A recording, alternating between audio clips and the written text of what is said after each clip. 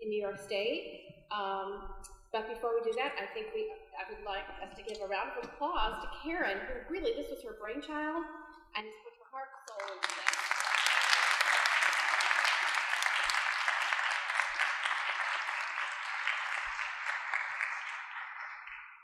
So we started out this morning with, I think, a quote that some of us have, it has been used again by Dean Griffiths, and that is that cultural institutions are the souls of our community. And I think that however you define a cultural institution, and wherever you go in the world, they would agree with that. And we've explored that in many different ways. Dr. Daniels and Deirdre McCarthy talked about the importance of data sets and how you define those and share. And I don't like humidity. But I think he gave us a really great picture of how climate change is affecting our society and our cultural institutions, and I think that we don't fully know the fallout of all of that yet, of what that's going to mean and how that's going to play out across every part of our lives, including our cultural institutions. Victor Sal talked about how these acts affect our lives and all these databases, and also how violence or attention to something can create more of the bad behaviors, either killing or destruction. It's kind of a very odd and chilling kind of study of that. And then Rick Lord and Lori Rush and Lori Foley really talked again about the importance of planning and mitigation and educating people in mitigation. And I don't think we can say enough about that. I think we all know that this isn't going to get any easier. It's only going to get worse.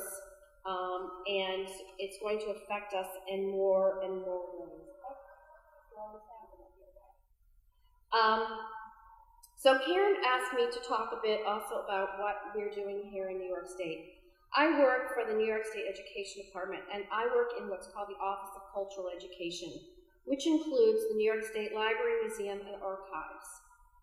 And we have become very involved in this topic as well. My position is, as a preservation officer, is to provide not only grants and funding, but also to provide preservation advice and services to mine is mainly libraries and archives, but it ends up being every type of cultural institution in the state.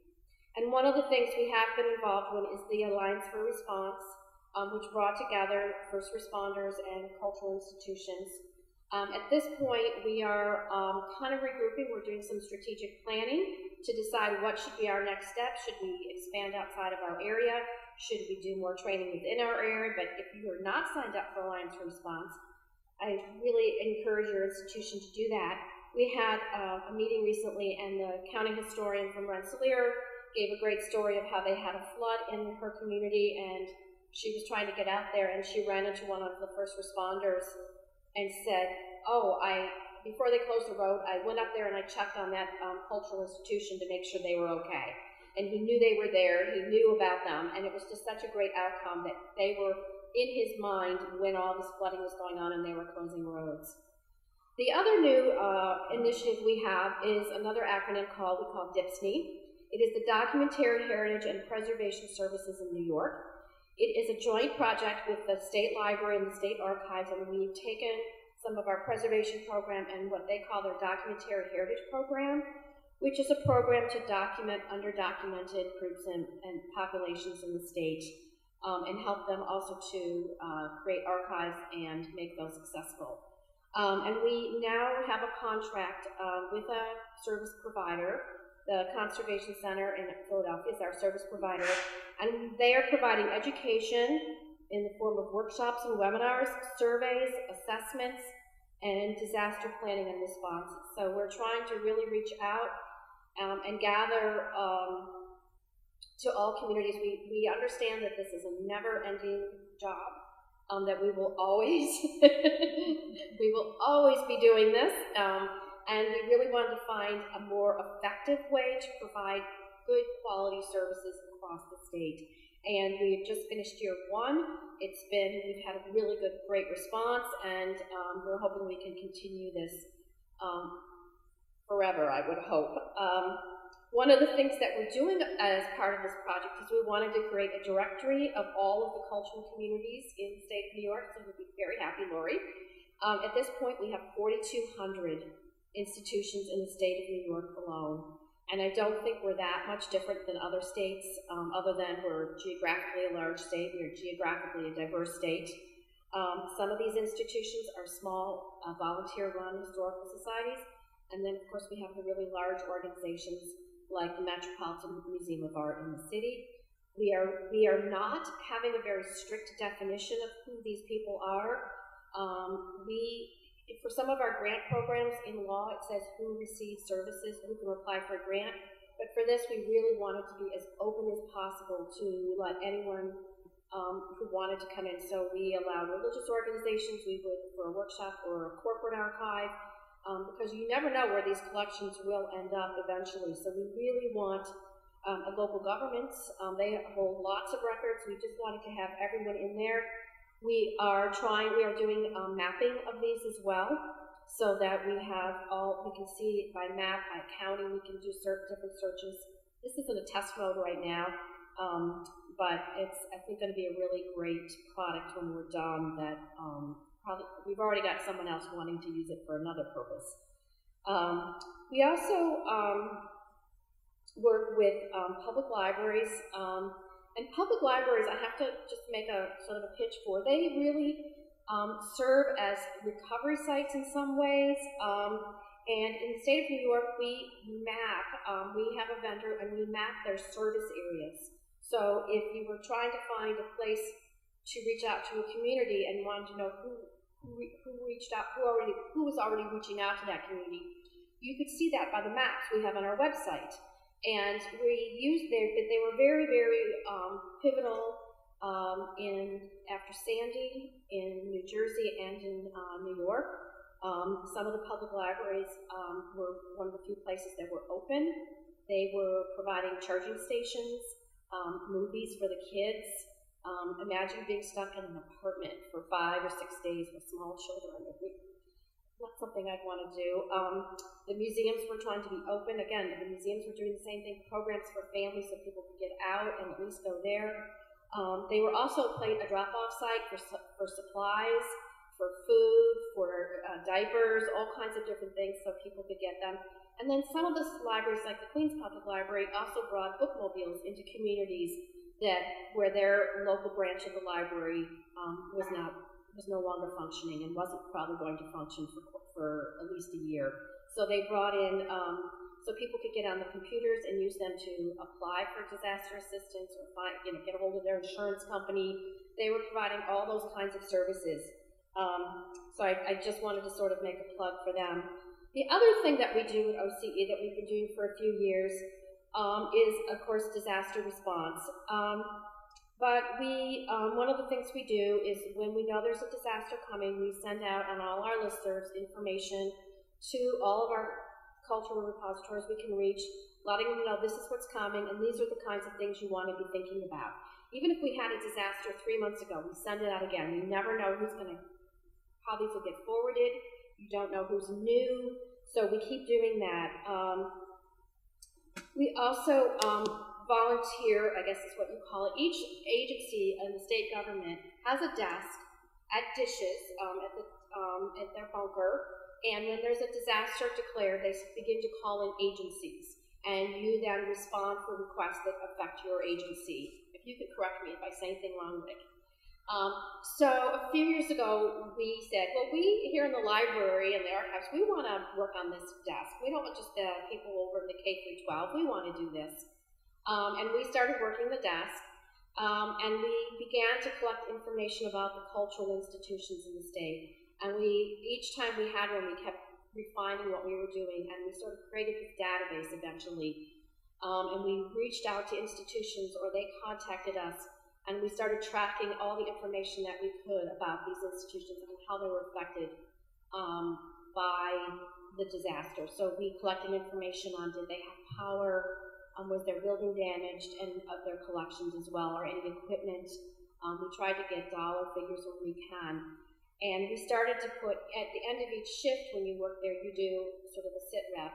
And we started to put this information in there, even though it wasn't the kind of thing that most people were putting in. We decided we're just as important as, I don't know, transportation. That's always a big one. We're just as important as them. So we're going to put our stuff in there. And we started to see it sort of go up the chain. Rick, I'm sure you helped us with that. And people were saying, oh, there's these organizations, and they're being affected too, and they care about people care about these local organizations. So that was very, very sort of, we felt really proud of ourselves that we managed to sort of make that a more public thing. And then the other thing is then we try to provide information about how to apply for disaster funds. People don't understand how the structure works. They don't understand they need to go to their county. Some counties really don't know what to do. Some of the county emergency managers don't know what to do with cultural repositories. They're not really sure where they fit sometimes, depending on how well. When we had one of them, the county person had retired a year or two before, and they had replaced the person when we had flooding in, I think that was from Irene and Lee. So there was some confusion there about where people went. And it is confusing. You've heard Lori talk about lots of different other folks talk about different laws, different groups, and it's very confusing to say if you're a board of a small historical society and you're overwhelmed. Plus, at the same time, your own home has been affected. So we try to help them as much as we can as taking them through the process. We give them information on recovery techniques. And we sort of try to help them with the FEMA bureaucracy. And then we try to follow up with all that so that we know what happens to them and do they actually, in most cases everybody recovers. And sometimes we help them with insurance issues. I had a library call me in Long Island, and it was what's called a school district public library in the state of New York, which in some cases it just follows the boundaries of the school district. But in some cases the school district owns the building. And what the school district had done is taken out $1 million insurance on their buildings, never imagining that all of them would be affected at once. So, you're laughing, right? So the poor librarian was like, where do I fit in with the school's been damaged and the library's been damaged? What are we going to do? And we were trying to figure out that $1 million wasn't going to go as far as they had originally thought. So another thing to think about, we were trying to help them with that. We helped we try to connect people. I had someone call me about their space shuttle, which was in the Hudson River on another ship, which name I can never remember. Intrepid? It's Intrepid. Their space shuttle was damaged. Not something that I can help them with. But we were able to connect them to the folks at the Smithsonian. They have space shuttle conservators at the Smithsonian. If you didn't know this already, it's so cool that I actually found a conservator. And they had seen the news, they'd seen their space shuttle on the news, and were very happy to be we connected people. So we do a lot of that, of just getting people to the right places and the right people they need to talk to. So we feel like this has become really a big part of our mission, and we're really happy when Lori called us to participate in Alliance for Response, and we will be continuing. So if you have a disaster,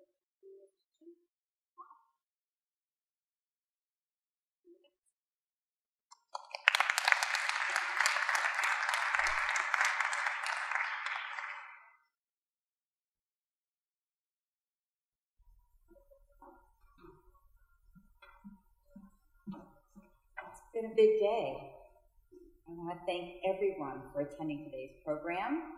I want to make a special thank to our honored guests, our speakers, and thanking them again for all their hard work in putting their presentation together.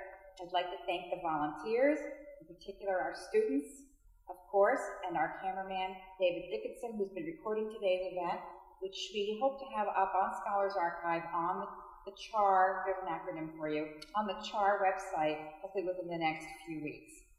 I'd also like to thank Lindsay Van Berkham, who was instrumental in helping us get the conference website up and running using our ePress institutional repository software. So everyone, there is a link available now on the website for an evaluation form, and we would really appreciate your input. Part of the support for today's program came from the University at Albany through their Conference Support Award, and we need to make a report. Our students' input is extremely important, since you were a big part of the reason we put together today's program, is because we were really hoping to inspire you to think again about the needs of this sector of our society. So please do fill that out, and I will be sending out an email reminder to everyone that registered asking you. So thank you in advance for your input. That's it. Please return your name badges on your way out, unless you'd like to keep it as a souvenir. And thank you again. Have a great weekend. Thank you.